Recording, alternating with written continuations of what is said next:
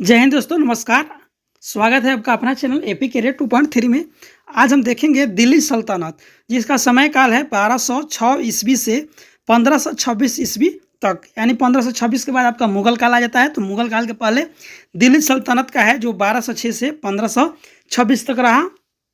Approx 320 साल दिल्ली सल्तनत ने शासन किया दिल्ली पे, भारत पे, समझिए। तो इसके अंदर कौन कौन से वंश आए, और वंश के अंदर भी जैसे गुलाम वंश है, जिसका शासनकाल आपका गुलाम वंश का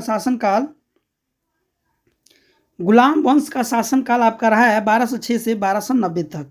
1206 से 1290 तक यानी 84 साल। इन 84 साल में कौन कौन आए, इसका भी डिटेल्स आपको यहाँ से मिलेगा। यानी कि मान लीजिए कि कुतुबुद्दीन ऐबक जो है 1206 से 1210 तक रहा, यानी कि इसने 4 साल तक शासन किया। और पोलो खेलने के दौरान, घोड़े पर चढ़कर पोलो खेला जाता है, उसके दौरान इसकी मृत्यु हो गई थी। कुतुबुद्दीन ऐबक 4 साल रहा। इसके बाद से इल्तुतमिश इसका जो गुलाम था, इल्तुतमिश आया 1211 से लेकर 1236 तक रहा। 36 के बाद 4 साल तक रजिया सुल्तान, जो कि भारत की पहली महिला शासिका रही है, महिला के रूप में पहली शासिका जो बनी है पूरी भारत में, वो पहली यही है, रजिया सुल्तान। यानी कि सुल्तान वंश के अंदर आती थी रजिया सुल्तान, जो कि 4 साल तक शासन किया, 1236 से लेकर 1240 तक। इसके बाद से मुइजुद्दीन बहराम शाह आया 1240 से 42 तक, जिससे ये शादी की थी।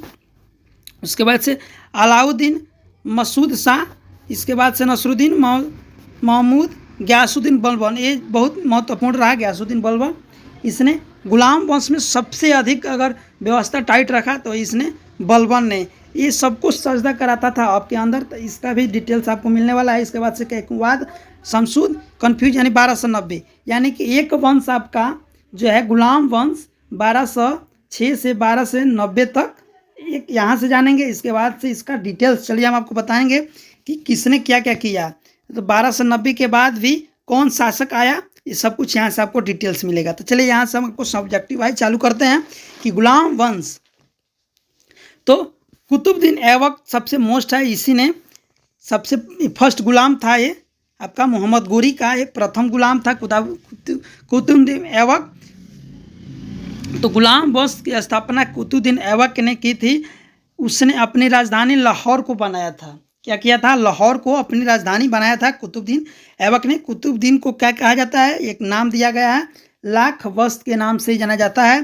कुतुबुद्दीन ने संत ख्वाजा कुतुबुद्दीन बख्तियार काकी के नाम पर दिल्ली में कुतुब मीनार बनवाया था, जिसे इल्तुतमिश ने पूरा किया था। यानी समझ लीजिए, कुतुबुद्दीन ऐबक जो है कुतुब मीनार की स्थापना कराया, लेकिन पूर्णतः बना नहीं पाया, जिसको इल्तुतमिश ने पूरा किया था।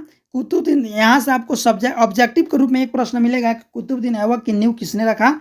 तो कुतुब मीनार का नींव किसने रखा? तो कुतुबुद्दीन ऐबक ने। किसे लाख वस्त के नाम से जाना जाता है? तो कुतुबुद्दीन ऐबक को। दूसरा है कि कुतुब मीनार बना वो किनके नाम पे बना? तो ये बना था संत ख्वाजा कुतुबुद्दीन बख्तियार काकी के नाम पे कुतुब मीनार बना था, जिसको इल्तुतमिश ने पूरा कराया था। यहाँ से आपको 4 यहाँ से ऑब्जेक्टिव मिल जाएंगे। इसके बाद से है कि कुतुबुद्दीन और अजमेर में 2.5 दिन का झोपड़ा नामक मस्जिद बनवाया था। यानी देखिए, जब मोहम्मद गोरी था उसी समय कुतुबुद्दीन उसका मेन आपका प्रथम गुलाम था, जिसने 2.5 दिन की झोपड़ा की स्थापना की। यानी कि इसी ने आक्रमण किया था। कुतुबुद्दीन ने आक्रमण मोहम्मद गोरी के साथ मिलकर कुतुबुद्दीन ने अजमेर में जो 2.5 दिन का झोपड़ा है, वहाँ पे एक मंदिर था जिसको तोड़ा, हड़पा, और वहीं पे जो है अजमेर में जाकर कुतुबुद्दीन ने 2.5 दिन का झोपड़ा का निर्माण कराया था, जो कि एक मस्जिद था। 1210 ईस्वी में कुतुबुद्दीन ऐबक की मृत्यु हो गई। किसके समय? यानी इसकी मृत्यु का कारण क्या था? तो कारण था पोलो खेलते समय घोड़े से गिर जाने के कारण। आप एक खेल देखते होंगे कि घोड़े पे बैठकर एक स्टिक रहता है, डंटी रहता है, नीचे जैसे आपका गोल्फ होता है ना, सेम वैसे ही मारा जाता है, उसको गोल तक पहुंचाया जाता है। तो इसी के दरमियान वो खेलते हुए गिर गया, जिसके कारण वो मर गया। अब देखिए, जब ये मर गया तो शासन कैसे आगे बढ़ता है, चलिए इसको हम बताते हैं। आप एकदम बिल्कुल कहानी की तरह आप समझिए, और चैनल पे नए होंगे तो चैनल को प्लीज़ सब्सक्राइब करने के साथ साथ बेल आइकन जरूर दबाइएगा, और बेल आइकन के साथ साथ ऑल पे सिलेक्ट आप जरूर एक बार कर दीजिएगा। एकदम आपको कहानी के जैसा लगेगा। देखिए, आप कुतुबुद्दीन की मृत्यु होने के बाद उसका एक दामाद था, यानी कि कुतुबुद्दीन की जो लड़की थी, इससे इल्तुतमिश ने शादी कर लिया था। तो इसका ये दामाद हो गया। अब इसका जो दामाद था ये इसका गुलाम था। क्या था? गुलाम था। जो दामाद था इसने क्या किया? शासन को अपना अधिकार बनाया, यानी कि सिंहासन पर अपना अधिकार कर लिया कि मैं ही क्या करूँगा? इसका शासन करूँगा। तो इल्तुतमिश जो है आपका, इल्तुतमिश का शासन काल रहा, यानी कि 1210 में क्या हुआ? कुतुबुद्दीन ऐबक की मृत्यु हो गई। मृत्यु होने के बाद से 1211 से आपका जो है इल्तुतमिश आ गया शासन में। और इल्तुतमिश ने क्या किया? जो लाहौर राजधानी बना था उस समय, यानी कुतुबुद्दीन ऐबक ने लाहौर को राजधानी बनाया था, इसने क्या किया? राजधानी को बदल दिया। इसने राजधानी दिल्ली ला दिया। क्या किया? दिल्ली ला दिया, सेंटर में ला दिया दिल्ली में, और अपने नाम से क्या किया? एक सिक्का चलवाया। क्या किया? इसने कुतुबुद्दीन ऐबक ने सिक्का चलवाया था। इसने क्या किया था? कुतुबुद्दीन ऐबक ने सेना को संगठित करने के लिए, मजबूत बनाने के लिए इसने 40 गुलाम सरदारों को एक गुट बनाई जिसमें 40 गुलाम थे, और जिसका नाम पड़ा चहलगानी के संगठन, यानी उसका नाम है चहलगानी। तो आपसे यहाँ से प्रश्न पूछे जाएंगे आपको ऑब्जेक्टिव के रूप में कि किस शासन काल में, किसके शासन काल में, यानी कि या फिर ये पूछ सकता है कि चहलगामी सेना किसके समय की सेना है। तो ऑप्शन में आपका दे देगा कुतुबुद्दीन ऐबक, इल्तुतमिश, रजिया सुल्तान, ऐसे करके आपको ऑप्शन में मिल जाएंगे। तो यहाँ से चहलगामी जो है कुतुबुद्दीन ऐबक के समय की है। इसने 40 सैनिकों को, यानी कि 40 गुलामों को एकत्रित करके एक संगठन बनाया था। चलिए, इसने और क्या किया? सब कुछ यहाँ से मिलेगा। उसने एकता व्यवस्था लागू की। क्या किया? एक व्यवस्था लागू की, एकता व्यवस्था। और 1226 ईस्वी में बंगाल को जीतकर दिल्ली सल्तनत में मिला दिया। यानी कि इधर जो है बिहार की तरफ, क्योंकि 1226 में बिहार भी बंगाल के अंदर ही आता था, उड़ीसा भी बंगाल के अंदर आता था, झारखंड भी बंगाल के अंदर आता था, और बांग्लादेश भी बंगाल के अंदर आता था, सब कुछ बंगाल के अंदर आता था। तो 1226 ईस्वी में जो है इल्तुतमिश ने क्या किया? एकता व्यवस्था लागू करके बंगाल को जीता और उसको दिल्ली सल्तनत के अंदर कर दिया। अब क्या किया इसने? इल्तुतमिश ने शुद्ध अरबी सिक्के चलाए। एक और सिक्का चलाया शुद्ध अरबी, चांदी का टक्का चलाया। क्या किया? चांदी का टक्का चलाया, और तांबे का जीतल से प्रारंभ किया।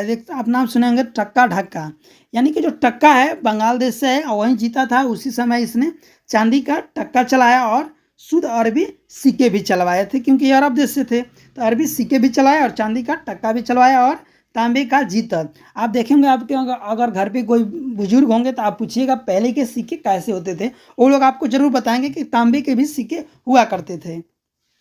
इसके बाद क्या किया? इल्तुतमिश ने दिल्ली में स्वयं का एक मकबरा बनवाया। यानी क्या किया? इसने अपना एक खुद का मकबरा बनवाया। जैसे आप समझ लीजिए ताजमहल, आधुनिक में आइए मुगल काल में, तो ताजमहल जो है, रजिया जो ताजमहल है, तो जो बेगम थी उसके याद में जो है ताजमहल, यानी कि मुमताज महल के याद में ताजमहल बनाया। तो वो भी क्या था? एक मकबरा था। ताजमहल भी क्या है? एक मकबरा है। तो वैसे ही इल्तुतमिश ने भी दिल्ली में क्या किया? एक स्वयं का मकबरा बनवाया कि मैं मरूंगा तो इसमें मुझे दफना दीजिएगा। इसके बाद से मिनहाज उज सिराज इसके दरबारी था। एक दरबारी का नाम है जिनका नाम है मिनहाज उस सिराज, ये दरबारी था। अब क्या किया? इल्तुतमिश जो था 40 तक शासन किया।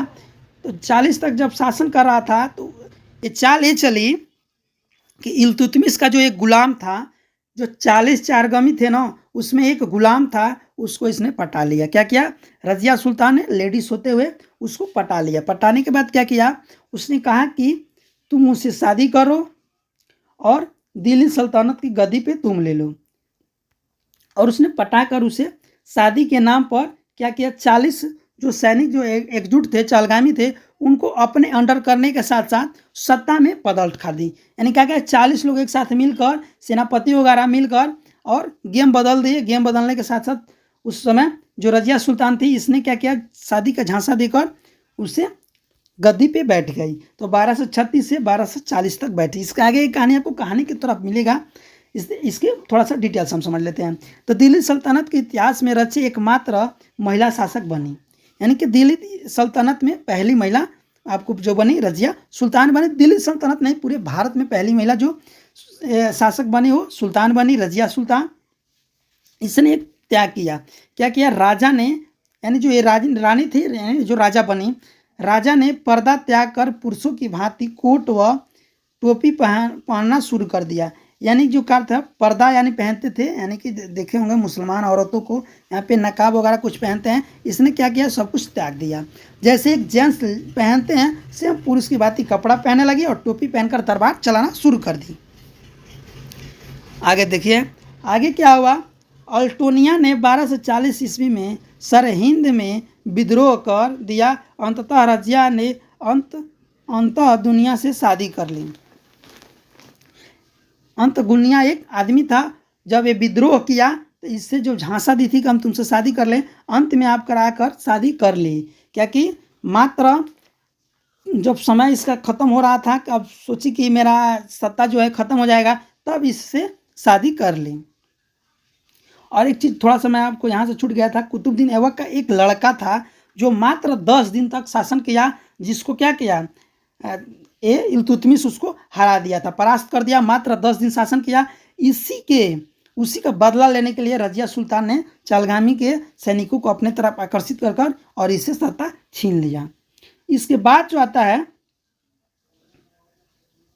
ये विद्रोह किया तो शादी कर ली। इसके बाद 1240 में कैथल के निकट कुछ डाकू ने रसिया अल्तुनिया की हत्या कर दी। ये जिसे शादी की थी उससे क्या किया, रसिया अल्तुनिया का हत्या कर दिया। ये सब लोग मिलकर, यानी कि इसका भी एक गुलाम था जिसका नाम आगे चलकर आपको बलबन आएगा, इस सब ने मिलकर इसको हत्या कर दी, अल्तुनिया को हत्या कर दी। रजिया की असफलता का मुख्य कारण तुर्की गुलामी की महत्वाकांक्षी थी। यानी कि एक और गुलाम सामने आया, बलबन। ये बलबन जो था, ये सोचा कि मैं ही क्यों नहीं सत्ता ले सकता हूँ, जैसे इल्तुतमिश ने लिया। तो सेम इल्तुतमिश का ही इसने फॉलो किया कि एक कैथल नामक एक जगह है, वहाँ पे डाकुओं के द्वारा अल्तुनिया को मृत्यु करा दी, जिससे शादी हुआ था रजिया का। और रजिया का शासनकाल हटाकर और खुद बलबन आपका 1266 ईस्वी में आपका बन गया। कब? 1266 ईस्वी में आपका बलबन आ गया, जो कि 1287 तक, यानी कि कुल आपका 21 साल तक शासन किया। अब इसका थोड़ा सा डिटेल्स देख लेते हैं, जो कि ऑब्जेक्टिव के रूप में आपको प्रश्न पूछे जाएंगे। तो बलबन जो है इल्बरी तुर्क, उसने 20 वर्ष तक वजीर का हैरियत ह से तथा 22 साल तक सुल्तान के रूप में शासन किया। एक नाम दिया गया है यहाँ पे कि बलबन इतरी तुर्क, उसने 20 साल तक वजीर की हैसियत से तथा 22 साल तक सुल्तान की हैसियत से शासन किया था। बलबन ने राजत्व सिद्धांत और सुल्तान के प्रतिष्ठा की स्थापना की।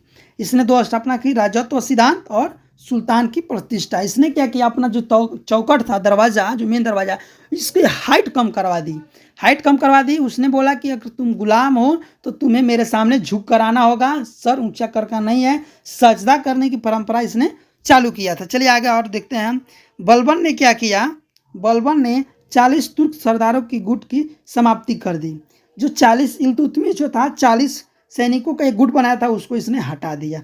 क्यों हटाया? क्योंकि इसी लोग ने धोखा दिया था तो रजिया सुल्तान बनी थी। तो इसको हटाकर क्या किया, खुद को अपने को मालिक समझा और खुद, जैसे इसने गुलाम किया था ना, 20 साल तक गुलाम रहा है, इसीलिए उसने गुलाम होते हुए भी राजा की तरह जिंदगी जीना चाहा। इसलिए इसको 40 सरदार के जो गुटों था उनको हटा दिया।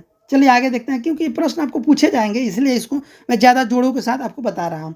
अब समझिए, बलबन ने ईरानी परंपरा जैसे सिजदा, भूमि पलट कर अभिवादन, यूं पैबोस यानी कि सुल्तान के चरण चूमना नामक प्रथा चलाया था। जैसे मैं आपको पहले ही बोला था, उसने दरवाजा को छोट कर दिया और बोला कि तुम लोग सारे क्या हो, गुलाम हो। क्योंकि वो गुलाम रहा था, तो गुलाम में कितना दुख सहा था, उसका बदला लेने के लिए लोगों को बलबन ने एक ईरानी परंपरा वहाँ पर हुआ करता था जिसका नाम था सिजदा, जो सजदा बोला जाता था। तो सिजदा चलवाया। सिजदा का मतलब होता है भूमि पर लेटकर अभिवादन करना, जैसे होता है ना प्रणाम करना, वैसे ही भूमि पर लेटकर मुझे प्रणाम करो। एक दूसरा चला पैबोस नामक। पैबोस का मतलब जो आपका बलबन सुल्तान था, तो सुल्तान के चरण को चूमना था। क्या करना था, सर झुका के आना था, सुल्तान के चरण को चूमना था। एक और बात यहाँ से, बलबन ने रक्त और लौ की नीति भी पालन किया। क्या? रौ और रक्त की नीति भी पालन किया। ये सब पूछे जाएंगे आपको ऑब्जेक्टिव के रूप में, इसलिए मैंने सब्जेक्टिव बना रहा हूँ कि एक के साथ आपको यहाँ से 10-10 क्वेश्चन मिल जा रहे हैं। उसने ईरानी त्यौहार नवरोज भी प्रारंभ किया। सन एक ईरान में एक त्यौहार मनाया जाता था जिसका नाम नवरोज है, उसको भी इसने शुरू किया था। बलबन ने एक पृथक सैन्य विभाग दीवाने-ए-अर्ज, क्या? दीवाने-ए-अर्ज की स्थापना की। ये क्या है? पृथक एक सैनिक को अलग गुट बनाकर सैन्य विभाग बनाया जिसका नाम दीवाने ए अर्ज है। अब आपको पूछा जाएगा ऑब्जेक्टिव के रूप में कि दीवाने ए अर्ज की स्थापना किसने की, तो बलबन ने की। 40 एकजुटों की स्थापना, 40 सरदारों की स्थापना किसने की, इल्तुतमिश ने। उसको हटाया किसने, बलबन ने। बलबन ने फिर एक सैनिक की स्थापना की जिसका नाम था दीवाने ए अर्ज। ठीक, चलिए और भी आपको मैं पूरे डिटेल्स के साथ आपको बता रहा हूँ कि बलबन ने दीन ए इलाही यानी कि ईश्वर का प्रतिबिंब का उपाधि धारण की। उसने दीन ए इलाही की उपाधि धारण की कि मैं ही ईश्वर हूँ, मेरा ही प्रतिबिंब है, मेरा प्रतिबिंब बनाया, मैं ही ईश्वर हूँ, इसकी स्थापना की उसने। ये तो मैं करा चुका हूँ, सेम हो गया है।